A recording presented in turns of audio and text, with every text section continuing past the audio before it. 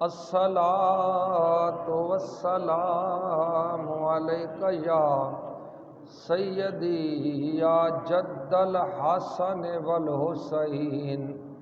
وعلی آلک و اصحابک یا سیدی یا رسول الثقلین۔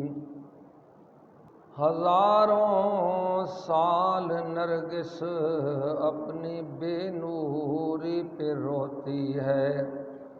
ہزاروں سال نرگس اپنی بے نوری پہ روتی ہے، بڑی مشکل سے ہوتا ہے چمن میں دیدور پیدا۔ میری زندگی کا مقصد تیرے دین کی سر بلندی، میں اسی لیے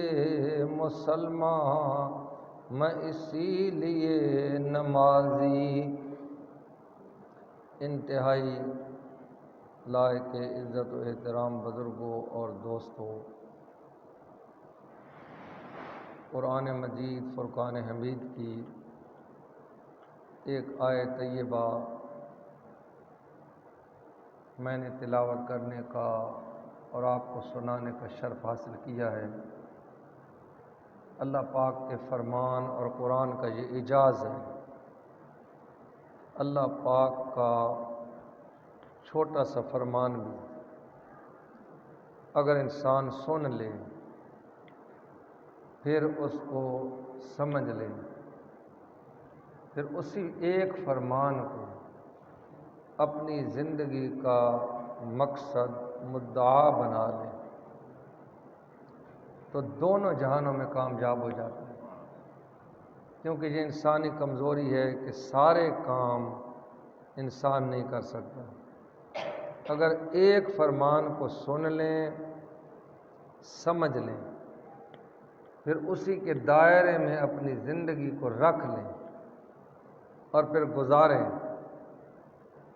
تو انشاءاللہ دونوں جہانوں میں کامیاب و کامران ہوں گے، بامراد ہوں گے۔ یہ وہ آیت طیبہ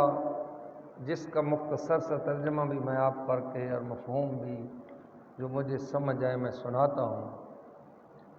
اللہ پاک نے ارشاد فرمایا، قل ان صلاتی و نسکی، اے میرے پیارے محبوب نبی پاک صلی اللہ تعالیٰ علیہ وسلم، آپ فرمائیں۔ جو اللہ پاک نے اپنے حبیب کو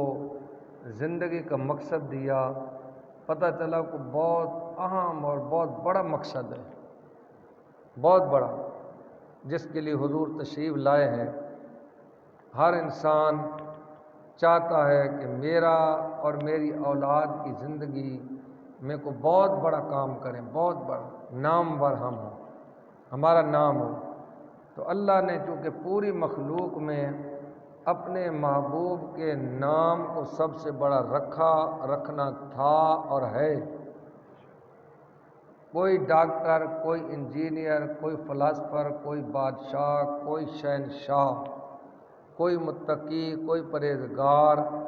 حضور کے مرتبہ رہا، آپ کے غلاموں اور سواریوں کے پاؤں کی خاک کو بھی نہیں پا سکتا۔ تو اللہ پاک نے مرتبہ بلند جس کا اتنا رکھنا تھا، یقیناً اس کو جو مقصد دیا وہ بھی بہت عظیم ہے، بہت عظیم ہے۔ میرے حبیب آپ اپنی مبارک زبان سے فرمائیں، ان صلاتی، بے شک میری نماز جو میں صبح و شام 5 وقت کی نماز، اشراق کی نماز، اوابین کی نماز، تہجد کی نماز، دیگر جو نوافل اور سنن اللہ کی بارگاہ میں ادا کرتا رہتا ہوں۔ میری نماز کس لیے؟ اس لیے نہیں کہ لوگ نمازی کہیں، لوگ متقی پرہیزگار پکاریں، نہیں، ان صلاتی، بے شک میری نماز، و نسکی، اور میری قربانی، دو چیزیں آ گئیں۔ میری قربانی وہ بھی اس لیے نہیں کہ لوگ بڑا سخی، دولت مند، امیر، خوشحال کہیں، نہیں، یہ دونوں چیزیں، میری نماز و نوسوں کی اور میری قربانی و یا اور میری زندگی۔ نماز تو انسان کسی وقت پڑھتا ہے، قربانی بھی کسی وقت دیتا ہے، ہر وقت نہیں دیتا رہتا، زندگی ہر وقت ہے، سوئے ہیں جاگے ہیں، بچپن ہے جوانی ہے بڑھاپا ہے، زندگی ہر وقت جاری ساری۔ فرمایا میری ساری زندگی کے لیل و نہار، صبح و شام، بچپن، جوانی، بڑھاپا، سفر، حضر، ہجرت، ساری زندگی، وہ یا میرا اس زمین کی چھاتی پہ زندہ رہنا اور چلنا اور سانس لینا، وہ مماتی اور اس دنیا سے میرا رخصت ہونا، پردہ فرمانا، یہ ساری باتیں کس لیے ہیں؟ فرمایا للہ رب العالمین، یہ سب اس کے لیے ہیں جو میرا پالنہار ہے، جو مجھے پالنے والا ہے، جو صبح و شام میری پرورش کر رہا ہے، عزتوں سے، منصبوں سے نواز رہا ہے، اور جس نے میرے سر اقدس پر امام الرسول اور جو ہے وہ قائد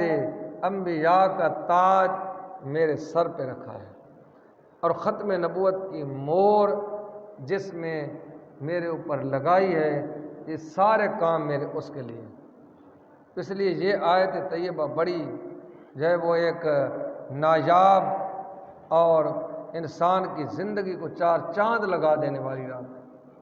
اور آگے فرمایا لا شریک لہ، اس کا کوئی شریک نہیں، جس کے لیے میں یہ کرتا ہوں وہ ذات وہ ہے کہ اس کا کوئی شریک نہیں ہے، لا شریک لہ، میں اس کا کوئی شریک نہیں مانتا نہ ہے، وَبِذَالِکَ أُمِرْتُ،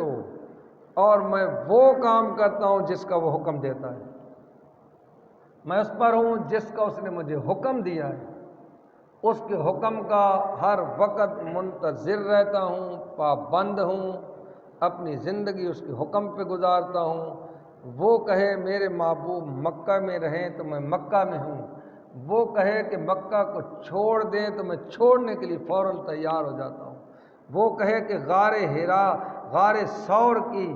جا کر اندھیروں کو اجالے میں تبدیل کریں تو میں صدیق اکبر کی گود میں سر رکھ کے وہاں ماوے خواب ہو کر اپنے رب کے حکم کا منتظر رہتا ہوں۔ وہ کہے کہ میرے محبوب میدان کارزار میں آ جائیں تو میں دشمن اسلام کے سامنے میدان جنگ میں آ جاتا ہوں۔ وہ کہے کہ میرے حبیب مصلی امامت پہ کھڑے ہوں، میں وہاں رک جاتا ہوں۔ وہ حکم دے کہ میرے حبیب براق آ گئی سوار ہو کے عرشوں پہ آ جائیں تو میں اس کا حکم مان کر زمین والوں کو چھوڑ پر عرش اولا پہ پہنچ جاتا ہوں، میں اس کے حکم کا پابند ہوں۔ یہ اللہ کے محبوب کی شان ہے۔ والے وَبِذَالِکَ أُمِرْتُ وَأَنَا أَوَّلُ الْمُسْلِمِينَ، اور میں وہ ہوں جو سب سے پہلا مسلمان ہوں، پہلا مسلمان۔ ہر انسان اس بات پہ فخر کرتا ہے، کسی کی گاڑی ہو اس بات پہ کہ اس علاقے میں میری گاڑی تھی، سب سے پہلے میں نے دی، مکان بنایا تو سب سے پہلے ہمارا مکان تھا۔ اس میں کوئی بھی کام ہو غرض دنیاوی لحاظ سے ہم فخر کرتے ہیں کہ سب سے پہلے ہم لاہور میں آئے، کوئی بھی کام ہو سب سے پہلے میرے دادے نے حج کیا برادری میں، یہ بڑے فخر کی باتیں ہوتی ہیں جو ہم کرتے ہیں، لیکن اللہ کے محبوب کا فخر سبحان اللہ کیا شان ہے۔ فرمایا سارے کاموں میں تم شاید پہل زندگی میں پیش کرتے رہو، میں نے وہ کام کیا ہے جس پہ نہ کوئی نبی، نہ کوئی رسول، نہ کوئی اولو العزم، نہ کوئی نوری، نہ کوئی ناری، نہ کوئی زمینی، نہ کوئی آسمانی مخلوق وہ سب سے پہلا کام کر سکی۔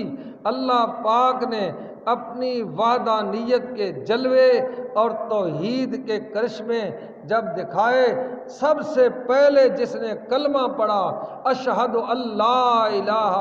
الا اللہ وحدہ لا شریک لہ، وہ میں آمنہ کا لال محمد مصطفیٰ تھا۔ سب سے پہلا مسلمان میں ہوں، آدم سے بھی پہلا، نوح سے بھی پہلا، عیسیٰ سے بھی پہلا، موسیٰ سے بھی پہلا، سب سے پہلے ایمان لانے والے اللہ کی ذات پر حضور ہیں۔ اللہ کو کیوں نہ ناز ہو، کسی مرید پیر کا مرید سب سے پہلے اس کی پیری کو تسلیم کرے اور اس کے علم کی وجاہت کو تسلیم کرے تو یقیناً وہ اس کے نزدیک مقرب بھی ہوگا۔ جس طرح حضور کے نزدیک صدیق اکبر کی اپنی ایک شان ہے، کیونکہ سب سے پہلے ایمان لانے والے ہیں۔ حضرت ام المومنین حضرت خدیجۃ الکبریٰ کا اپنا مقام ہے، سب سے پہلے ایمان لانے والی ہیں۔ حضرت علی حیدر کرار باب علم ہیں، بچپن میں سب سے پہلے ایمان لانے والے ہیں، اور جو سب سے پہلے ہجرت کرنے والے ہیں۔ اللہ نے فرمایا السابقون الاولون، وہ سابقت لے جانے والے ہیں، وہ اولون میں ہیں، وہ فرسٹ آ گئے ہیں میری بارگاہ عظیم میں، کیونکہ سب سے پہلے وہ ہیں، سب سے پہلے۔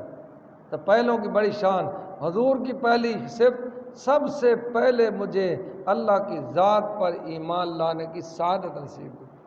اللہ کی وحدانیت کو اگر کسی نے تسلیم کیا، مانا تو وہ میں تھا سب سے پہلے۔ یہ حضور کی شان ہے۔ اس آیت کے تحت حضرت امام علی مقام رضی اللہ تعالیٰ عنہ نے اپنے نانا جان کی زندگی کے نمونے کو لیا اور اس طرح اپنی زندگی گزاری، اور آپ نے وقت آخر تک بتا دیا میری زندگی کا مقصد تیرے دین کی سربلندی، میں اسی لیے مسلمان، میں اسی لیے نمازی۔ آپ نے جب وقت آیا دین پر کو آنچ کا، اپنی زندگی کو اس زمین کی چھاتی پہ باقی رکھنا مناسب ہی نہ سمجھا، اپنے سارے کنبے کو قربان کر کے اور سر نیزے پہ چڑھا کر اس قرآن کی تلاوت کر کے بتا دیا کہ میں اس قرآن کے حکم کا پابند تھا، ہوں، رہوں گا، اور اسی کے حکم پہ میں نے جان کا نذرانہ قربان کر دیا۔ امام علی مقام نے یہ کر دیا۔ آج کی اس مختصر وقت میں جو میرا اصل موضوع ہے وہ انہی ہستیوں سے لے کر آتے آتے ائمہ کرام، صحابہ کرام، تابعین، اولیاء، اغواث، ابدال، جتنے اولیاء کرام، صوفیاء کرام ہیں، ان تمام نے آہستہ آہستہ اسی نبی پاک صلی اللہ علیہ وسلم کے نمونے کو اپنایا، اسی کو اپنایا کہ آج دین اسلام آپ کے گھروں میں ہے، آپ کے دلوں میں ہے، آپ کی آنکھوں کے سامنے ہے، آپ کو سمجھ ہے، شعور ہے۔ یہ ان لوگوں کی کمائیاں ہیں جو ہم تک آ رہی ہیں۔ انہی عظیم المرتبت شخصیتوں میں اس پچھلی نصف صدی میں ایک عظیم شخصیت، صوفی باصفا، پیر طریقت، رہبر شریعت، میرے استاد گرامی حضور ضیاء الامت پیر محمد کرم شاہ صاحب الازہری رحمۃ اللہ تعالیٰ علیہ کی شخصیت پچھلی نصف صدی میں گزرے ہیں، جو اپنے وقت کے غزالی زماں تھے، نباز اثر تھے۔ نباز اثر سے مراد ہوتا ہے کہ زمانے کی نبض پہ ہاتھ رکھ کے چلنا۔ ہم بسا اوقات اندھے چل رہے ہوتے ہیں، جس چیز کی ضرورت ہے وہ کام کر ہی نہیں رہے، ہم اور کر رہے ہیں۔ آج تک جو ہم ناکام ہیں، زمانے کی نبض پہ ہاتھ رکھنا کہ زمانہ اب کیا چاہتا ہے، آگے کیا مانگتا ہے، مستقبل میں کیا مطالبات ہیں، وہ کام کرنا ہر ہستی نہیں کر سکتی۔ جس کو اللہ نے شعور دیا ہو وہ حکیم، حاذق حکیم اور نباز اثر حکیم آنے والے حالات کو پرکھتا ہے۔ آپ کو نباز اثر کا لقب ملا، آپ مجدد وقت تھے کہ زمانے کی تجدید کی، نئی دین کی، دین اسلام کو زندہ کیا۔ پیر محمد کرم شاہ صاحب الازہری رحمۃ اللہ تعالیٰ علیہ، تھوڑا سا میں آپ کا تعارف یوں کراؤں کہ بہاؤالدین زکریا رحمۃ اللہ تعالیٰ علیہ جن کو غوث العالمین کا لقب دیا جاتا، غوث العالمین، آپ ملتان میں آئے۔ ملتان میں آ کر آپ نے روحانی فیوض و برکات سے لوگوں کے دلوں کو ایمان کی کرن سے روشن کیا، اور آپ نے اپنے خلفاء، اپنے طالب علموں کے ذریعے علم کے ادارے قائم کیے، علماء بنائے، پھر پورے بر صغیر میں وہ علماء کرام پھیل گئے، بہاؤالدین زکریا ملتانی رحمۃ اللہ علیہ کے جو وہ شاگرد اور آپ کے خلفاء، انہی میں سے، ان کی اولاد میں سے، آپ کی اولاد میں سے دیوان فتح شاہ صاحب ایک بزرگ تھے بہاؤالدین زکریا کی اولاد سے، جو لاہور میں آئے، پھر لاہور سے بھیرا شریف کی بستی میں گئے۔ بھیرا شریف ایک عام چھوٹا سا شہر ہے، لیکن آج الحمدللہ کائنات کے گوشے گوشے میں نام ہے۔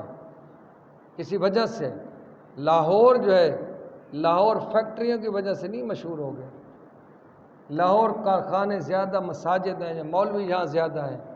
لاہور اس وجہ سے نہیں ہو گئے۔ اللہ کا ایک بندہ آیا جس نے راوی کے کنارے پہ قدم رکھا اور لاہور کو لاہور کر دیا، کہ آج لاہور والے کیا دنیا والے کہتے ہیں، جس نے لاہور کے راوی کا کنارہ نہیں دیکھا وہ پیدا ہی نہیں ہوا۔ وہ کون تھا؟ وہ حضرت داتا علی حجویری رحمۃ اللہ تعالی علیہ ہیں اور دیگر صوفیاء ہیں کہ جن کے فیض سے آج لاہور لاہور ہے، یہاں ساری دنیا اس کی زیارت اور دیدار کے لیے آتی ہے۔ جن اللہ کے بندوں کا فضول و برکات ہے، تو وہ فتح شاہ صاحب لاہور سے منتقل ہو کر بھیرے شریف چلے گئے۔ وہاں ان کے آگے اولاد میں شیخ محمد غوث رحمۃ اللہ تعالی علیہ، ان دونوں کے مزارات بھیرا شریف میں ہیں۔ کبھی آپ کو موقع ملے، بھیرا شریف بھی دیکھنے والا ایک شہر ہے، وہاں دیکھیں تمام مسالک کے لوگ موجود ہیں، جہاں کثیر تعداد کے ساتھ اہل تشیع ہوں، کثیر تعداد کے ساتھ غیر مقلد لوگ ہوں، دیوبند ہوں۔ وہاں پہ یہ جو احمدی مرزئی ہیں، قادیانی، ان کا بھی ایک علیحدہ محلہ ہے۔ اتنے کثیر لوگ تمام مسالک کے، اور درمیان میں ایک چھوٹا سا صوفی بیٹھے، اور پھر وہ اپنا نام کائنات کے گوشے گوشے میں روشن کر دے، یقیناً اس پیر کو صاحب کرامت پیر کہیں گے۔ پیری یہ ہے، پیری لنگروں کا صرف نام نہیں ہے، پیری تسبیح اور جبے اور قبے کا نام نہیں ہے، پیری ہے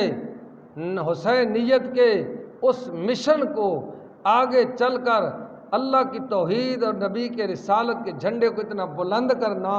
کہ لوگ کہیں یہ وہ حسینی کردار ہے جس کے لیے امام علی مقام نے جان دی تھی۔ آج ان کے پیروکار موجود ہیں جو دین اسلام کے جھنڈے کو سر بلند کر سکتے ہیں اور کیے ہوئے ہیں۔ تو وہاں پہ پہنچے، اور ان کی اولاد میں سے امیر السالکین پیر محمد امیر شاہ صاحب رحمۃ اللہ تعالی علیہ، آپ جب وہ ان کے بیٹے پیدا ہوئے، وقت کے صوفی باصفا ولی کامل دریائے جہلم کے کنارے پہ ساری رات عبادت کرتے ہیں، روزانہ قرآن مجید ختم کرتے ہیں دریائے جہلم کے کنارے پہ۔ اور ان کے خادم اور بزرگ کہتے ہیں ایک رات معاملہ یوں ہوا کہ جب ہم گئے کنارے پہ، آپ وضو فرمانے لگے، وضو فرما رہے ہیں آپ کے والد گرامی، تو آپ نے کلی کی 2 3 10 100 پتہ نہیں کتنی کلیاں کی ہیں، ابھی آگے ناک میں پانی نہیں ڈال رہے، وضو آگے نہیں چل رہا ہے۔ جب کر چکے، میں نے پوچھا حضور آج کیا معاملہ ہے، آج تو کلی نہیں ختم ہو رہی ہے۔ آپ نے فرمایا کہ اپنے غلام کو کیا کروں، امیر شاہ اس اپنے آپ کو اس قابل ہی نہیں سمجھتا کہ اب اس کی زبان اس لائق ہو کہ وہ اللہ کا ذکر شروع کرے۔ میں اس لیے کلیاں کر رہا ہوں کہ میری زبان اس لائق نہیں ہے کہ میں اپنے رب کی ثنا شروع کروں، اس کی تسبیح کروں، اس کی بارگاہ میں کھڑا ہوں۔ کلیاں بار بار کر رہے ہیں۔ اللہ کے ان بندوں کی یہ شان ہے جن کے آباء و اجداد کا یہ مقام ہو، ان سے آنے والی نسل یقیناً ضیاء الامت پیدا ہوتی ہے، مفسر قرآن ہوتے ہیں، عظیم سیرت نگار ہوتے ہیں، اور پوری امت کے رہبر و رہنما پھر پیدا ہوتے ہیں۔ جیسے غوث اعظم رضی اللہ تعالیٰ عنہ کے والد گرامی ایک سیب کھا لیا تو اس کو بخشوانے کے لیے کئی سال آپ خدمت کرتے ہیں باغ کی۔ تو آپ کے دادا جان امیر السالکین، وہاں پہ ایک عظیم صوفی جن کو سیال شریف کے آستانے سے، سیال شریف کے آستانے کا بھی آپ کو تعارف شاید اتنا نہ ہو، سیال شریف کا وہ آستانہ ہے جو پیر پٹھان شاہ سلیمان توسوی رحمۃ اللہ تعالیٰ علیہ کے خلفاء میں، پھر شاہ سلیمان توسوی بابا نور محمد مہاروی کے جو ہے وہ سے، پھر اس طرح پیچھے جو ہے بابا فرید اور نظام الدین اولیاء، یہ چشتیہ کا سلسلہ خواجہ معین الدین چشتی سے جہاں سے پہنچ چلا جاتا ہے، تو آپ پیر سیال وہ آستانہ ہے کہ تقریباً 60-70 گدیاں پاکستان کی اور بیرون ملک جو عظیم گدیاں ہیں وہاں کے خلیفے ہیں، جن میں پیر میر علی شاہ صاحب رحمۃ اللہ تعالیٰ علیہ اور خواجہ باز شریف آستانہ عالیہ خواجہ باز شریف، اور اسی طرح جو ہے وہ بہت سارے آستانے جن میں بھیرے شریف کا آستانہ بھی جو ہے وہ خلیفے ہیں پیر سیال لجپال کے، جن میں 37 کے قریب سادات ہیں اور دیگر غیر سید ہیں جو خلیفے ہیں سیال شریف کے۔ تو سیال شریف سے آپ کے دادا جان پیر امیر السالکین رحمۃ اللہ تعالیٰ علیہ کو روحانی فیض ملا، خلافت ملی۔ ادھر غوث العالمین بہاؤالدین زکریہ ملتانی کا فیض تھا، ادھر پیر سیال لجپال کا چشتی نظامی فیض تھا، پھر امیر السالکین آپ کے دادا جان وہاں آپ جو ہے یہ روحانی فیض دیتے رہے، اور آپ کے پھر جانشین غازی اسلام پیر محمد شاہ صاحب رحمۃ اللہ تعالیٰ علیہ کا وہ دور ہے جب تحریک پاکستان پورے زوروں پہ تھی، تو غازی اسلام پیر محمد شاہ صاحب جو پیر کرم شاہ صاحب کے والد گرامی تھے، آپ نے قائد اعظم کے ساتھ مل کر جہاد کشمیر میں حصہ لیا اور تحریک پاکستان میں نمایاں کردار ادا کیا، اور قائد اعظم کے ساتھ مل کر پاکستان بنانے میں پوری جد و جہد اور کوشش کی، اور آپ نے ایک چھوٹا سا سکول وہاں پہ لوگ ہندو انگریز مسلمانوں کو پڑھنے ہی نہیں دیتے تھے، تعلیم کی طرف آنے نہیں دیتے تاکہ یہ غلام رہے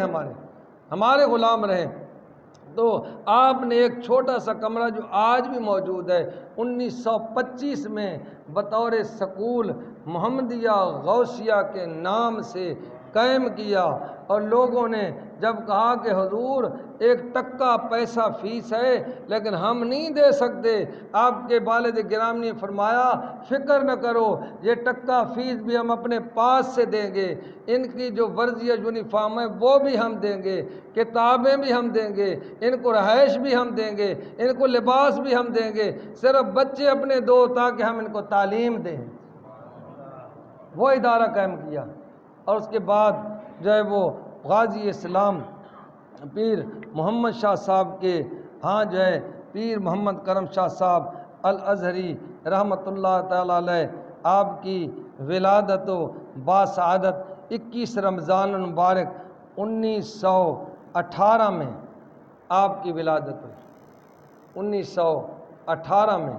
پیر کرم شاہ صاحب ولادت ہوئی۔ نماز تراویح کے بعد ماہ رمضان المبارک کے ان مبارک لمحوں میں، اور پرائمری سکول جو ان کے والد نے محمدیہ غوثیہ کے نام سے قائم کیا، وہاں پرائمری تعلیم آپ نے حاصل کی، اور میٹرک آپ نے جو ہے 1925 میں یہ کی، اور میٹرک کی تعلیم آپ نے گورنمنٹ ہائی سکول بھیرا شریف میں وہاں پہ حاصل کی، اور ابتدائی دینی تعلیم بھی اپنے وہاں آباء و اجداد کے پاس وہاں آپ نے نامور اساتذہ کو بلا کر اور ان کے حوالے کر کے آپ ابتدائی تعلیم صرف و مناو، دیگر عربی گرامر، فارسی کی تعلیم بھیرا شریف میں آپ نے حاصل کی، اور آپ نے فاضل عربی، اس وقت یونیورسٹی کا امتحان ہوتا تھا، Punjab university oriental college Lahore میں فاضل عربی کیا، اور اس کے بعد 1942 میں اپنے پیر و مرشد کے حکم سے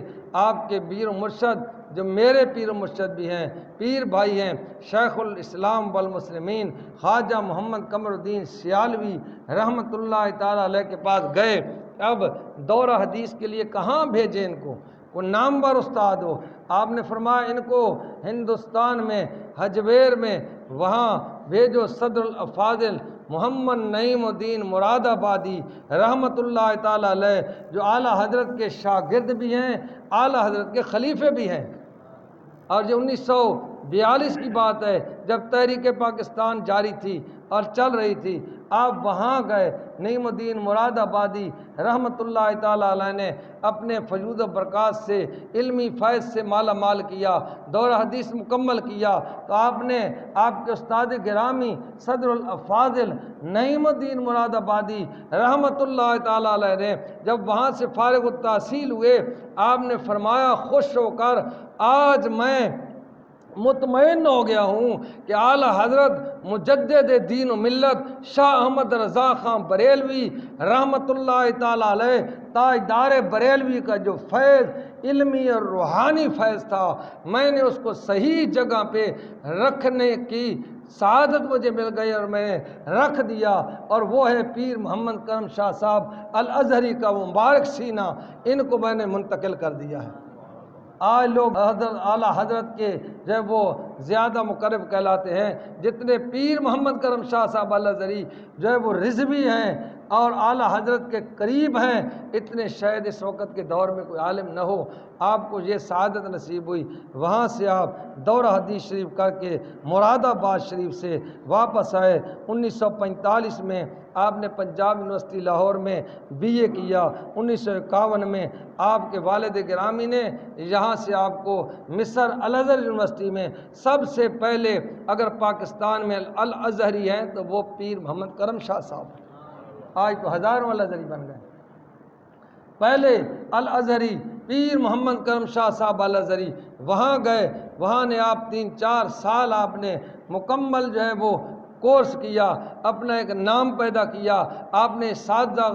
کے اساتذہ نے آپ کی قابلیت، لیاقت، اخلاص، محنت کی داد دی، اور بے شمار لیٹر اور خط ان کے موجود ہیں ریکارڈ میں، جنہوں نے مطمئن ہوئے کہ ہم نے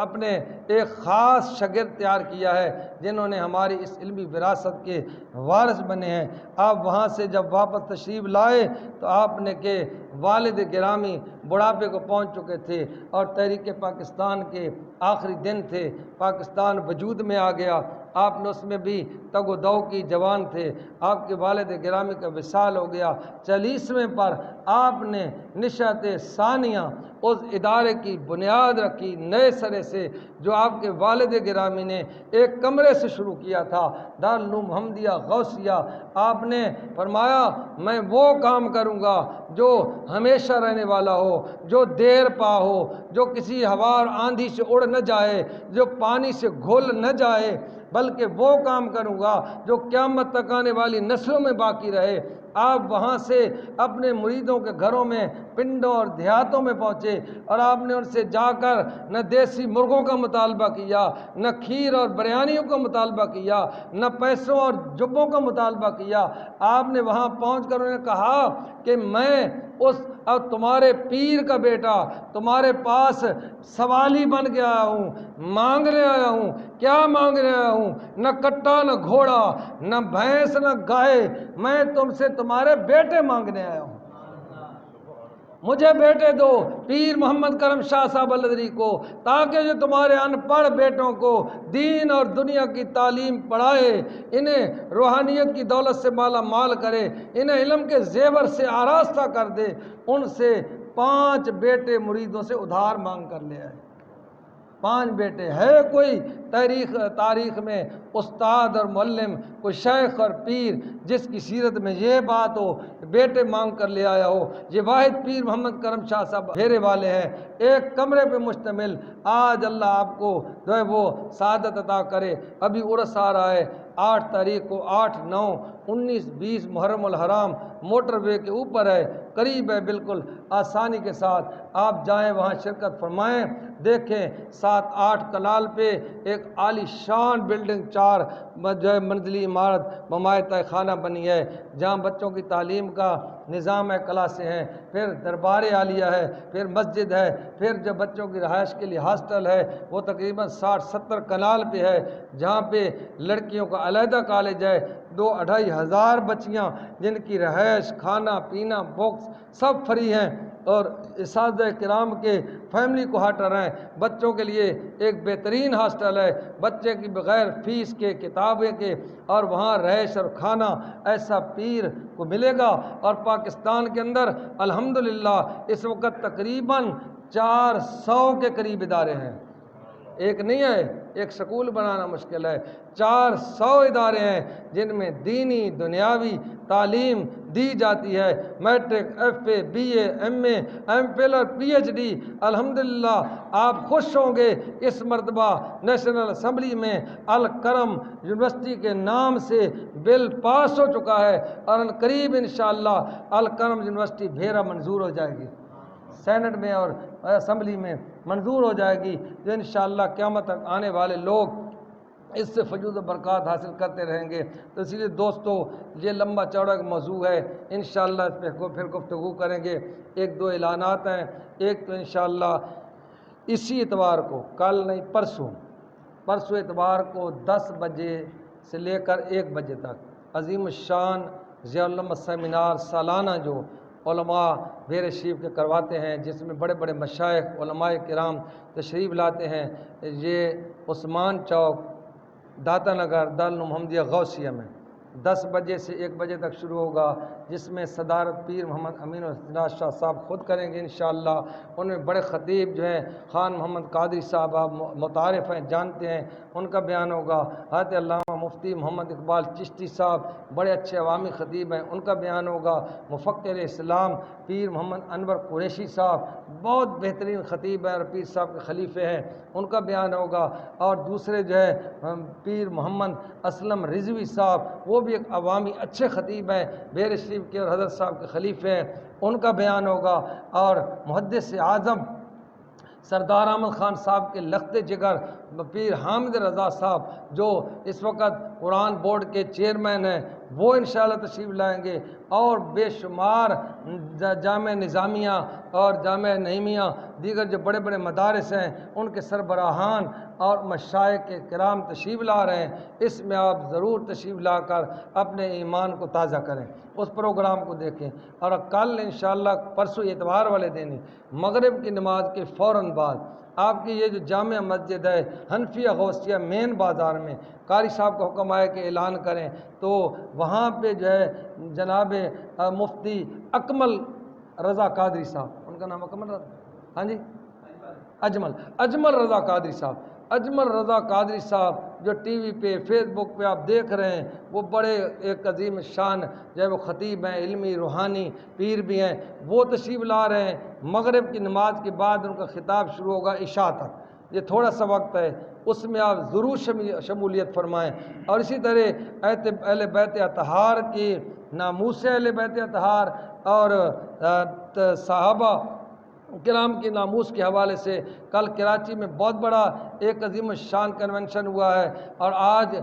کل ہفتے والے دن 10 بجے سے لے کر 12 بجے تک جامعہ نعیمیہ میں وہاں پہ کنونشن ہو رہا ہے، تو وہاں سنجیدہ لوگ، بچوں کی بات نہیں ہے، علماء کرام مشائخ اس میں شمولیت فرمائیں اور اپنے ایمانوں کو تازہ کریں۔ اللہ کریم ہمیں ایمان اور اسلام پر استقامت عطا فرمائے۔